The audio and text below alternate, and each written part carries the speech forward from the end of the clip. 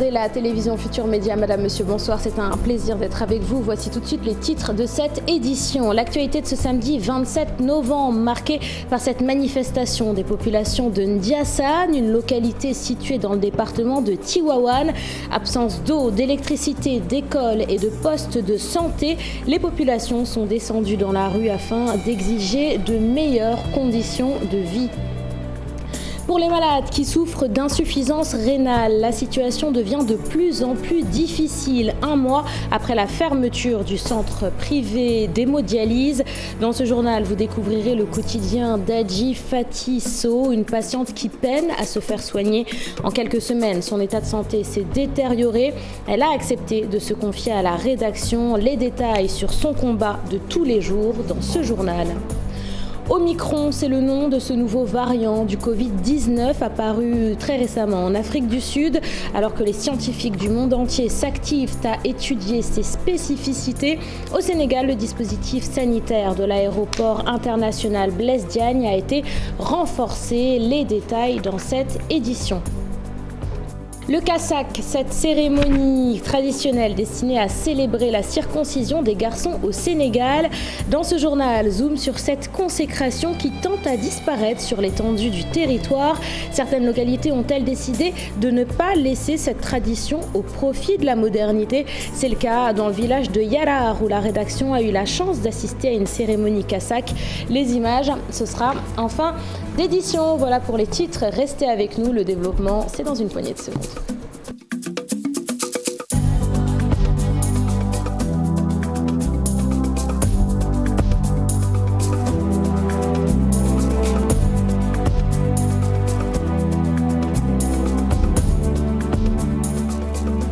Bienvenue à tous et merci de vous informer sur la télévision Futur Média. Ndiassane, une commune située dans le département de Tivaouane. Sur place, les populations ont manifesté ce samedi afin d'exiger de meilleures conditions de vie. Absence d'eau, d'électricité, d'école et de cases de santé. Une situation inadmissible pour l'activiste Guy Marius Sagna qui a assisté à cette manifestation. Abdourahmane Diallo et Mamadou Gueye.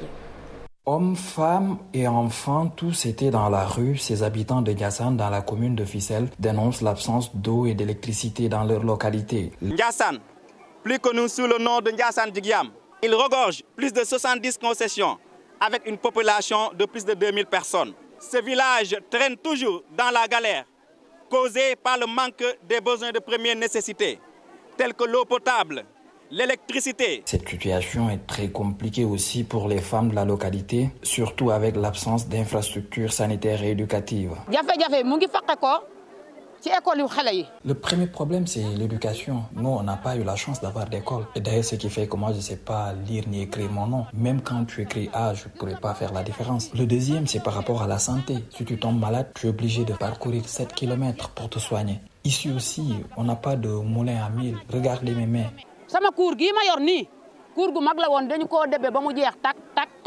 Ces habitants peuvent compter sur le mouvement Frappe France Dégage. Monsieur le Président Macky Sall, Ndiassane fait partie du Sénégal. Les populations de Ndiassane sont des Sénégalais. Et donc, ils doivent avoir l'électricité comme tous les citoyens sénégalais. Ils doivent avoir l'eau comme tous les citoyens sénégalais. Ils doivent avoir la case des tout-petits comme tous les autres citoyens sénégalais. Ces habitants de Ndiassane, dans la commune de Fissel, menacent de voter contre le pouvoir si toutefois leur doléance n'est pas prise en charge. Insécurité à Point-E, un quartier réputé pour son calme et sa sécurité. Pourtant, plusieurs agressions ont été signalées au cours des derniers jours. D'après les populations, ces agressions surviennent malgré les opérations de patrouille de police, toujours très présentes dans le quartier. Leur réaction, c'est dans ce reportage. Il est signé Maïmouna Ndiaye et Modou Diop. Quand Papa Abdoulaye Mbeng est venu s'installer au Point-E, le quartier était dit résidentiel. C'était en 1952. En rentrant, tu étais accompagné. Il faudrait qu'il s'assure que tu habites vraiment le Point pour qu'on te laisse. Il y avait une sortie pour sortir, c'était du côté de l'université. Là, c'est le rond-point. C'était bien géré. Les années passent, la population s'agrandit, tout change. Nous commençons à constater que c'est un quartier qui va vers une dégradation du fait de la promiscuité, du fait du délabrage, de l'insécurité. Tout ça, c'est des éléments qui contribuent à sa dégradation. Ces jeunes attestent, le vol à l'arraché est devenu fréquent dans ces rues et ruelles. Donc il y a trop de vols à l'arraché, il y a trop de sociétés au point E. Donc les gens qui sont là, ils quittent des fois à 20h pour rentrer chez eux ou bien venir tôt le matin, vers 6h du matin. Mais bon, vraiment, c'est déplorable. Récemment, le vendeur de fruits établi non loin de chez moi en a fait les frais. C'était aux alentours de 14h. Il a été agressé et dépouillé de tout son argent. Il n'en revenait pas. Jour comme nuit, ils mettent la main à la pâte pour assurer la police de la cité. Toutefois, ils demandent plus. Ils mobilisent les scooters qui n'ont pas de papier pour qu'on puisse être tranquille, vraiment. C'est nécessaire, il le faut. Ils font le travail, mais il faut qu'ils renforcent ça, la sécurité. Jeunes comme vieux, ils ont un seul souhait, donner au quartier Point E son lustre d'antan. Souvenez-vous, le 19 décembre 2020, le puits de gaz de l'usine Forteza de Ngadiaga avait pris feu, un accident qui avait occasionné la mort de 2 personnes.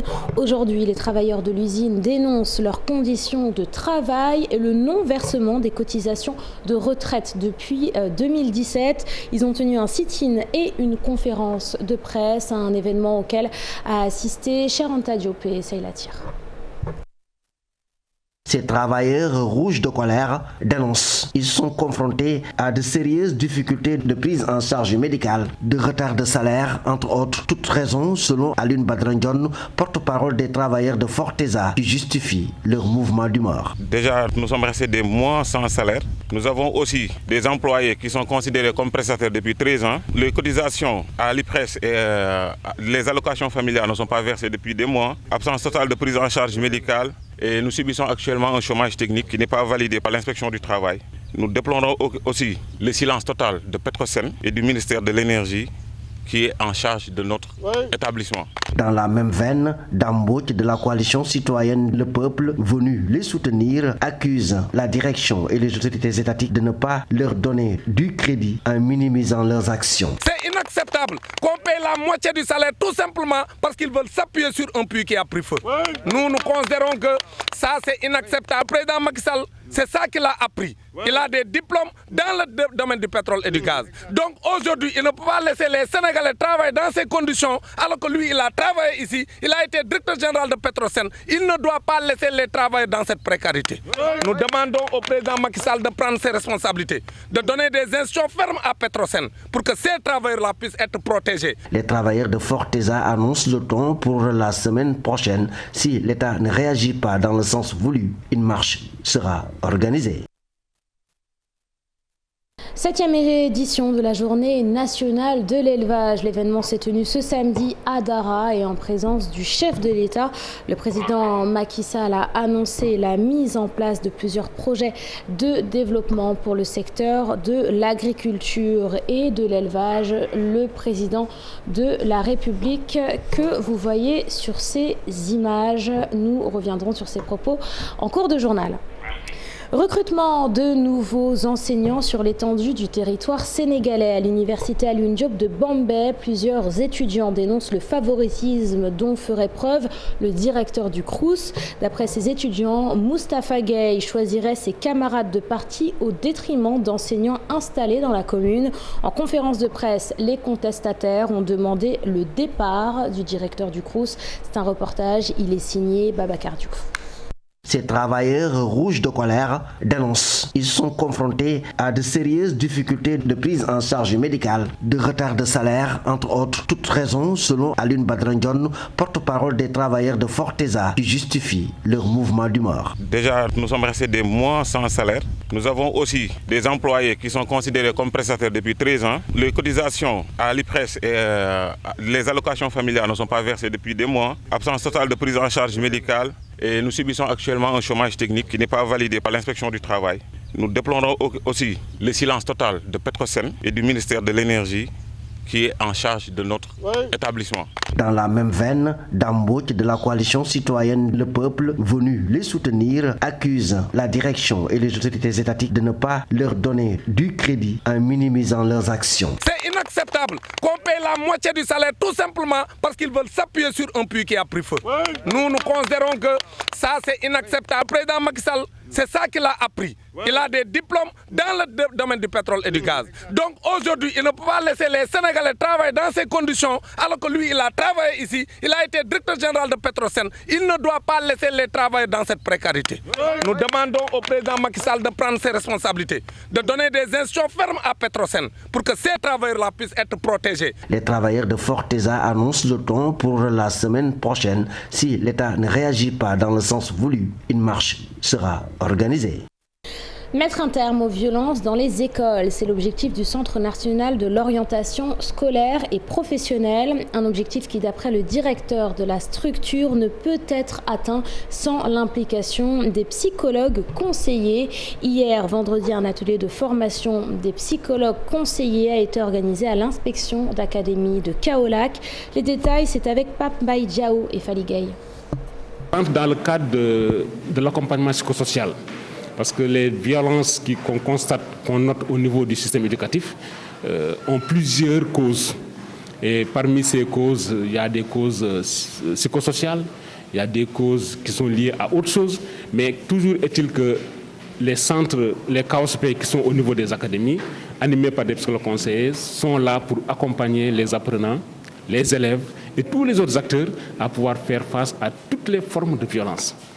Donc, c'est des intervenants qui, dans le cadre de leur pratique professionnelle, effectivement, peuvent aider les acteurs à pouvoir gérer certaines de leurs émotions, certaines de leurs agressivités, certaines de leurs anxiétés, pour qu'effectivement la violence soit bannie du système éducatif. Ensuite, il y a un travail de déconstruction qui est fait. Parce que tout est question d'éducation, de formation et de construction. Je crois que si les enfants sont accompagnés jusqu'à déconstruire certaines formes de pensée ou bien d'agir ou bien d'attitude, je crois que la violence peut être bannie de l'espace scolaire et universitaire. Et par rapport à cette question, les écoles conseillers font énormément de travail pour effectivement aider le système à ne pas être un système violent. Je vous le disais en titre, fermeture du centre privé d'hémodialyse situé sur l'avenue Cheikh Anta Diop de Dakar. Après plus d'un mois suite à la fermeture de l'établissement, 5 décès ont été enregistrés au Sénégal. De nombreux patients qui souffrent d'insuffisance rénale n'ont pas d'autre choix que de se rendre dans les hôpitaux publics déjà surchargés. Adji Fatisso est atteinte d'une insuffisance rénale chronique. En quelques semaines, faute de soins, son état de santé s'est considérablement dégradée. Très affaiblie, elle a tout de même accepté de se confier à la rédaction dans ce reportage. Il est signé Aminata Mbaresso et Moudi Diop. Une malade à bout de souffle, Adji Fatou Sow souffre d'une insuffisance rénale chronique. Ces dernières 24 heures, son état de santé s'est dégradé, faute de dialyse régulière. Au temps où je suivais mon traitement au centre privé d'hémodialyse, je me déplaçais seule. Mais depuis la fermeture, j'ai commencé à voir des écarts dans mes séances de dialyse. Mon état de santé s'est détérioré. Les patients ont été en fait orientés, mais le peu qui reste, il faut qu'ils trouvent la solution pour les caser quelque part, parce que ça ne peut pas perdurer, sinon la liste macabre risque de s'alourdir. Je viens de vous dire qu'on en est à 5. La dernière date d'hier soir. Adji Fatou fait partie des patients qui étaient sous traitement à l'Institut privé d'hémodialyse, aujourd'hui fermé. Je n'arrive plus à me déplacer, en plus je ressens des douleurs atroces. Il nous faut au minimum 2 séances par semaine. À défaut de cela, le mal s'intensifie. Faute d'une orientation dans les structures publiques, le couple fait le tour des hôpitaux publics ou se rend jusqu'à Mbour pour des séances de dialyse. C'est une pathologie qui ne peut pas attendre.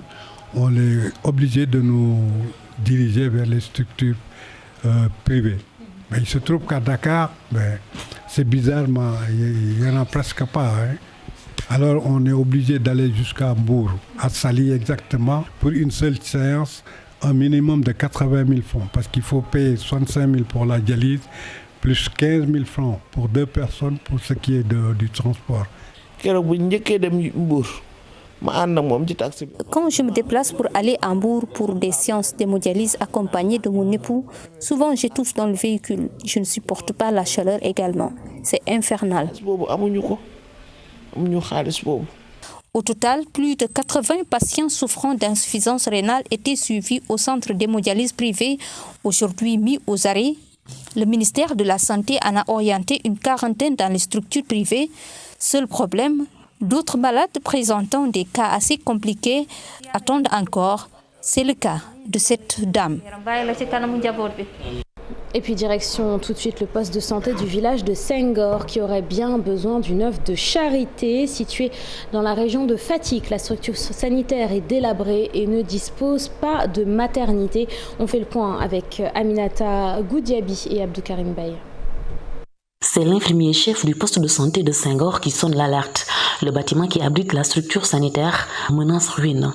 Le poste de santé, créé depuis de nombreuses années, est dans un état de délabrement avancé. Le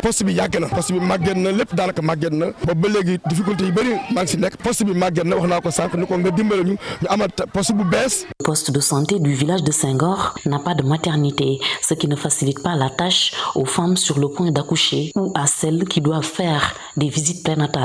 Maternité bi amul maternité boo xam praticable selon les normes amuñ ko tabaxaat poste bu bees am logement bu bees am fi sage-femme bu ñëw jàppale liggéey pour au moins ñu sauver suñu jigéen ñi ak suñu doom yi ndax tey poste santé comme ni ko ministre de la santé waxee dafa nekk loo xam ne bëgg nañ fépp fu waay toll rek mën a faju faj bu gàtt du sonn ak mooy yoo xam ne am benn jafe-jafe.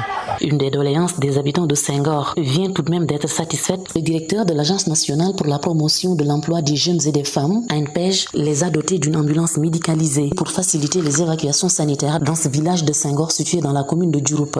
Nous avons constaté que le seul poste de santé dans la commune de Diouroup qui ne disposait pas d'une ambulance était le poste de santé de Senghor. Nous avons jugé nécessaire d'amener un correctif à cela afin de permettre aux populations qui sont dans ces localités-là, qui sont tellement nombreuses, de pouvoir bénéficier d'une ambulance et de pouvoir en tout cas juguler ces problématiques de transport de malades. Tamsir Faye, tête de liste de la coalition Benno Bokk Yakaar pour les élections territoriales, a également plaidé pour la construction d'un centre de santé dans la commune de Diouroup. La population, selon lui, est devenue très importante. Une quantité importante de matériel médical offerte au district sanitaire Philippe Maguilène Senghor, un don de Sénégalais de l'extérieur qui va énormément soulager le personnel médical. Je vous propose d'écouter le docteur Abdou Karim Diop, il est au micro d'Alassane Ba. Ça, c'est un don qui est multiforme. Il y a des lits pour les malades.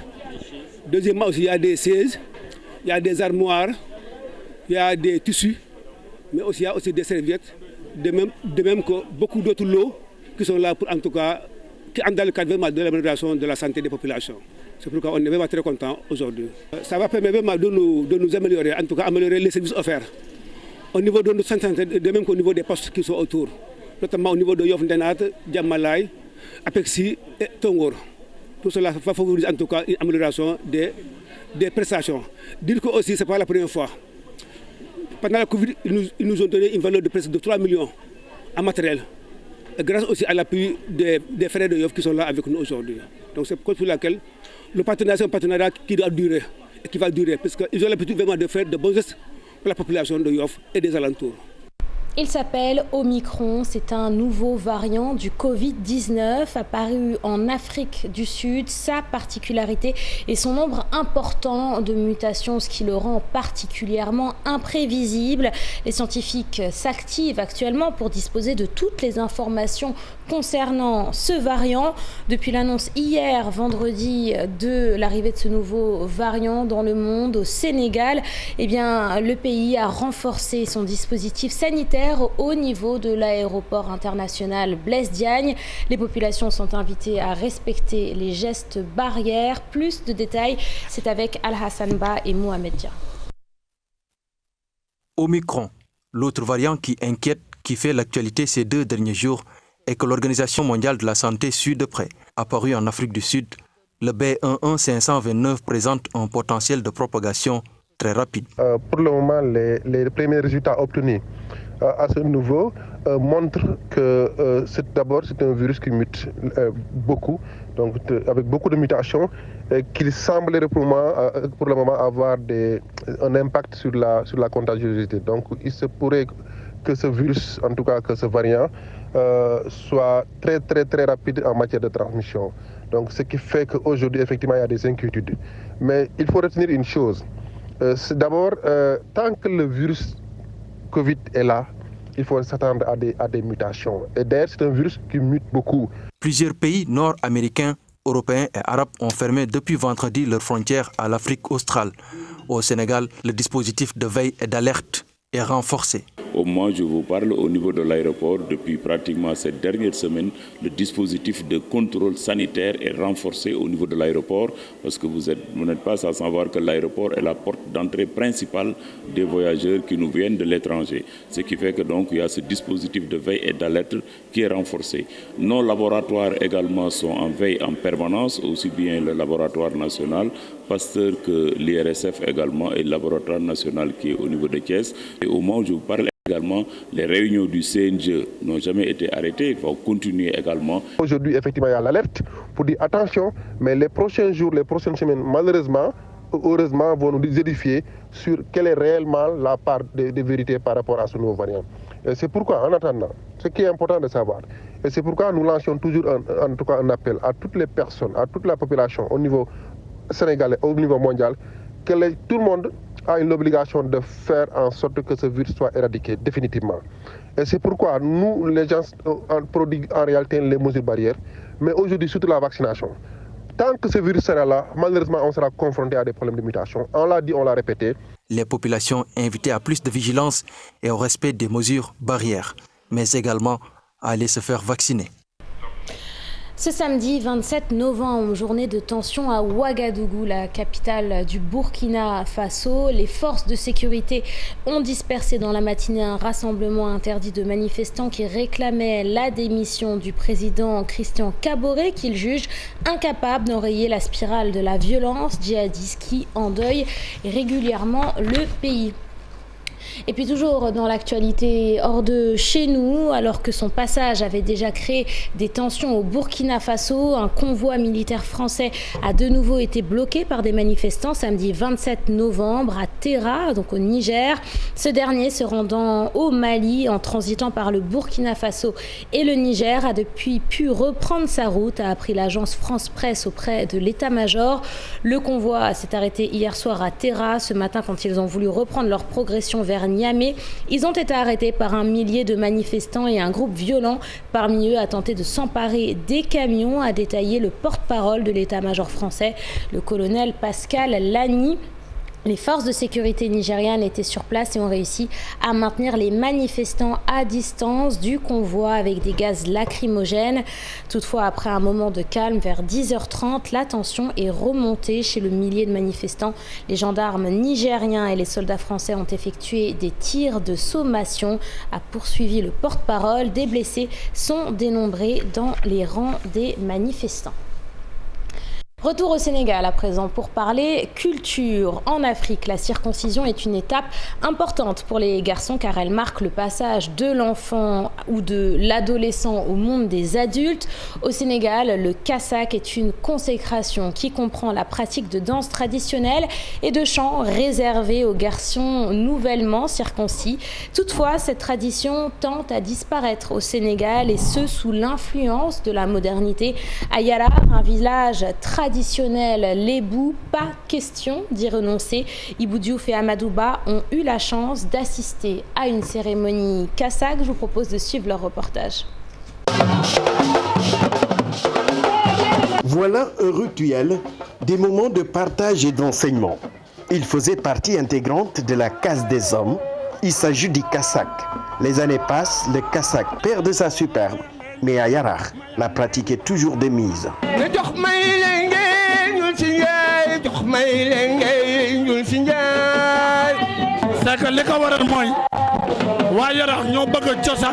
La population de Yarar adore la culture à travers des manifestations où on essaie de préserver ce patrimoine.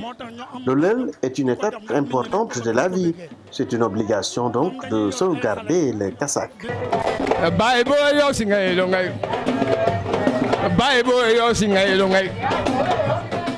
Le Kassak est au cœur de l'éducation traditionnelle. À travers ses chants et danses, on prépare ces garçons à la vie adulte.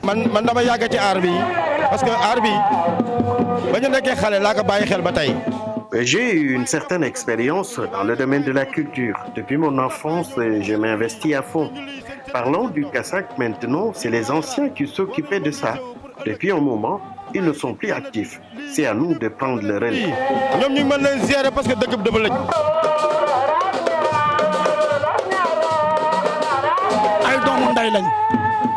C'est la même famille, que ce soit les Lébou ou les Walo-Walo. La culture est riche et ça peut servir. Voilà pourquoi c'est important le Kassak. Chaque année, ces jeunes de Yarar revisitent l'histoire. Un folklore riche d'enseignements tels que le courage et la dignité.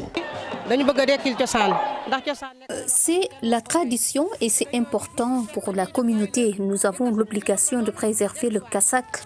Nous allons tout faire pour inculquer ces valeurs aux jeunes. C'est une manière de rappeler le rituel qu'il y a autour de la case des hommes. On le faisait ici il y a des années et le Kassak était des moments de fête. Le Kassak mobilisait toute la population, c'était une belle fête.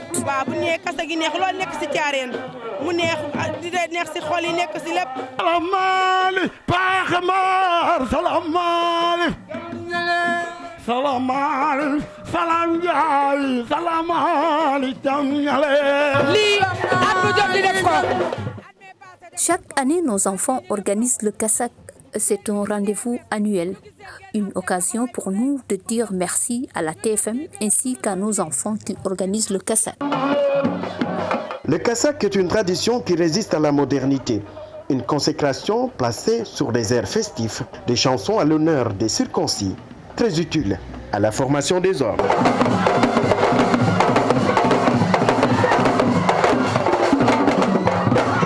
Et puis un mot de sport à présent. La fédération de karaté négligée par les autorités sportives. C'est du moins l'avis du trésorier général de la fédération. D'après lui, le Sénégal doit défendre son titre en Égypte et jusqu'à présent, l'équipe n'a pas de prise en charge pour rejoindre le lieu de la compétition. Plus d'explications sur cette situation, c'est avec Mamadou Fall et Amadouba. J'ai même honte de le dire, parce que c'est insignifiant. C'est une honte pour le Sénégal d'aujourd'hui où une équipe nationale de karaté manque des compétitions internationales, faute de prise en charge de la part des autorités. Pourtant, l'équipe tenante du titre africain, devant celle marocaine, ne sait pas à quel sens se vouer à 5 jours d'une autre compétition. Il faut dire les choses telles qu'elles sont. Parce que jusqu'à maintenant, pour dire même les frais de visa, c'est la fédération qui a payé les frais de visa. Donc, pour vous dire que jusqu'à maintenant, on n'arrive même pas à avoir un soutien du côté des autorités pour cette préparation, pour les championnats d'Afrique. Mais jusqu'à présent, on n'arrive pas à avoir le ministre du tutelle, on n'arrive pas à le voir. Si tu appelles le DAGE, il te dit, bon voilà, moi je vous reviens, je suis en train de voir par-ci, par-là. Tu n'arrives pas à avoir le décès, il vient, il te raconte je ne sais pas quoi.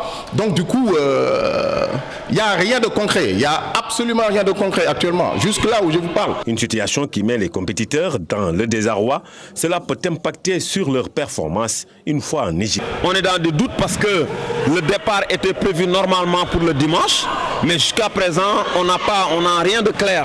Donc, c'est pas facile. Les athlètes, vous avez vu, ils sont en pleine forme, ils sont dans un bon état d'esprit, mais il y a des doutes, il y a le stress partout parce que on n'est pas sûr de partir parce qu'il paraît la prise en charge, ça reste. Là également, ça joue sur la psychologie des athlètes. Et pour la haute compétition, pour la haute performance, les doutes, ce n'est pas bon pour un athlète. L'équipe nationale doit obligatoirement se rendre en Égypte ce dimanche, un rendez-vous négligé par le ministère des Sports, selon certains membres de la fédération. Et c'est la fin de cette édition. Merci de l'avoir suivi. Merci de votre fidélité. Je vous souhaite de passer une excellente soirée en compagnie des programmes de la télévision Futur Média.